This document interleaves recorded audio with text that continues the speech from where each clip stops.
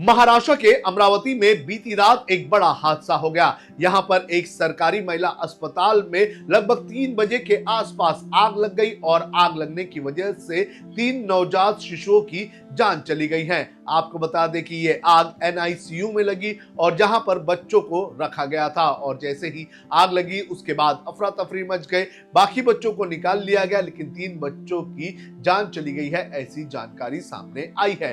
हालांकि अब इस जानकारी आने के बाद जांच के आदेश दे दिए गए हैं। किस तरह से यह हादसा हुआ, किसे जिम्मेदार बताया जा रहा है, किस तरह से इंक्वायरी होगी, विपक्ष क्या कह रहा है, सरकार क्या कह रहा है, इसकी पूरी जानकारी आपको इस वीडियो में देंगे। नमस्कार, आप देख रहे हैं लोकमत हिंदी। मेरा नाम है सुन कनौजिया।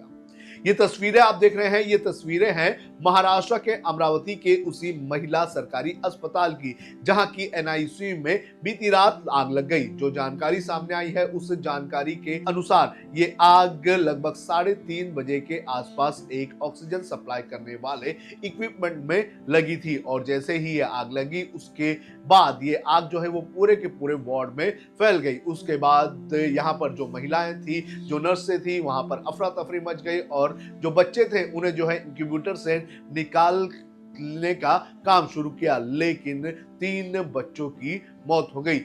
जो जानकारी सामने आ रही है और जो आरोप लग रहे हैं उसके अनुसार आग लगने के बाद अस्पतालों के अंदर जो स्प्रिंकल्स होते हैं उस स्प्रिंकल से पानी निकलता है वो पूरी तरह से बंद थे। अब इस पूरे मामले के जांच के आदेश दे दिए गए हैं। हम आपको सुनाते हैं कि यहाँ के डिस्ट्रिक्ट कलेक्टर का क्या कहना है। लास्ट ईयर का जो फायर का ऑडिट है वो निश्चित हुआ है और इस ईयर के फायर ऑडिट के लिए भी इन्होंने अप्लाई किया है पीडब्ल्यूडी इलेक्ट्रिकल के पास, उसके डॉक्यूमेंट भी देखे मैंने।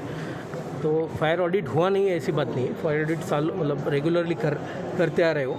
हमारा मेन इसमें इशू ये है कि जो इक्विपमेंट है जिसने ऑटोमेटिक स्पोर्ट लिया है ना, तो वो इक्विपमेंट में क्या फॉल्ट है ये हमें अभी देखना पड़ेगा। फायर सिस्टम हमारी वो स्प्रिंकलर काम नहीं किया, ये वस्तुस्थिति है, बट मेन जो ओरिजिन हुआ आग का। सर, उच्च स्तरीय जांच होंगी, मृतकों के नातेवाईकों की ओर से मांग की जा रही है उच्च स्तरीय जांच। नहीं, निश्चित ही हम तो हमारा अभी जो हमारी तफ्तीश है जो हमने चालू कर दी है, जांच हमने चालू कर दी है, तो इसमें कोई भी अगर प्रशासकीय कमतरता कहीं दिख रही है तो किसी को इसमें बख्शा नहीं जाएगा। सबकी हम अकाउंटेबिलिटी उसमें फिक्स करेंगे। बट जो कंपनी का जो इक्विपमेंट है अगर उसमें भी फॉल्ट रहा तो हम उन पे भी कार्रवाई का पूरा ये करेंगे, जोर लगा के उसमें कार्रवाई करेंगे।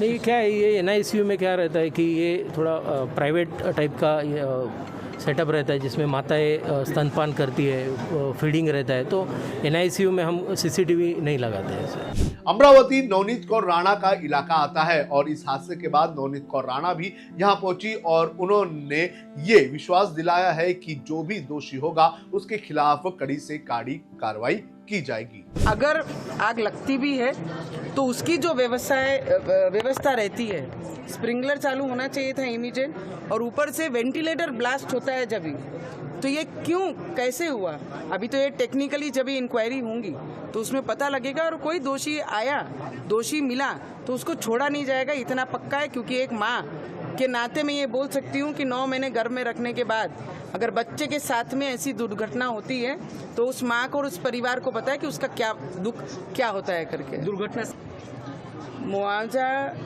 तो जो मिलेगा सरकार से हम बोलेंगे मुआवजा देने के लिए, पर जो जान गई है उसका सौदा कोई नहीं कर सकता। सिर्फ जिनका दोष है, जो इसमें दोषी पाए जाएंगे उनके ऊपर जरूर कार्रवाई होगी। आपको बता दें कि जैसे ही ये हादसा हुआ उस हादसे के बाद यहाँ पर 39 बच्चे मौजूद थे। सभी को निकालने का काम शुरू किया गया लेकिन 3 बच्चों की मौत हो गई है। अब जो 36 बच्चे हैं उन्हें अलग अलग अस्पताल में भेजा गया है, उनका इलाज चल रहा है। वहीं सरकार की तरफ से भी जो परिवार वाले हैं मृतकों के, जो जिन बच्चों की मौत हुई है, उनके परिजनों को 5-5 लाख रुपए मुआवजा देने की बात भी कही गई है और जांच के आदेश भी दे दिए गए हैं। आपको बता दें कि जो जानकारी सामने आ रही है उस जानकारी के अनुसार 2022 में इसी अस्पताल की पुरानी इमारत में इसी तरह से आग लगने की घटना हुई थी और अब 2026 में भी इसी तरह की घटना हुई है। आपको बता दें कि रोहित पवार ने आरोप लगाते हुए कहा है कि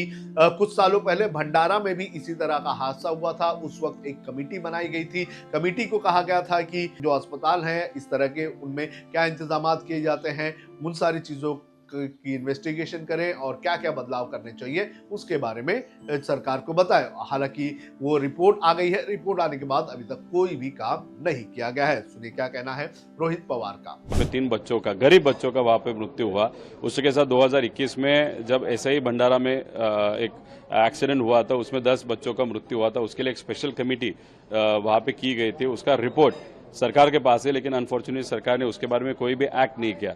हमारा कहना है कि इसमें प्रॉपर ऑडिट होने की जरूरत है। जो भी व्यक्ति जिम्मेदार है उसके ऊपर कार्रवाई होना भी इम्पोर्टेंट है। उसी के साथ जो एक्चुअल रिपोर्ट किया है महाराष्ट्र के जो भी गवर्नमेंट कॉलेज हॉस्पिटल्स है या शासकीय हॉस्पिटल्स है, महानगर पालिका के हो या ग्रामीण में हो, उसका पूरा ऑडिट किया है ऐसे हमको पता चलता है। उस पर एक्शन प्लान 6 महीने का सरकार के माध्यम से वहां पे होना चाहिए। तो वहीं इस मामले पर स्थानिक विधायक यशोमती ठाकुर का भी ये कहना है कि इस पूरे मामले में जांच के आदेश दिए गए हैं और जांच पूरी तरह से होगी और कार्रवाई भी होगी। तो इस तरह से अमरावती से यह बड़ा हादसा हुआ है। हादसे के बाद सरकार ने भले ही जांच के आदेश दे दिए हैं, लेकिन बार बार जिस तरह से ये हादसे हो रहे हैं उसने एक बार फिर से सरकारी अस्पताल की व्यवस्था पर सवाल उठा दिए हैं।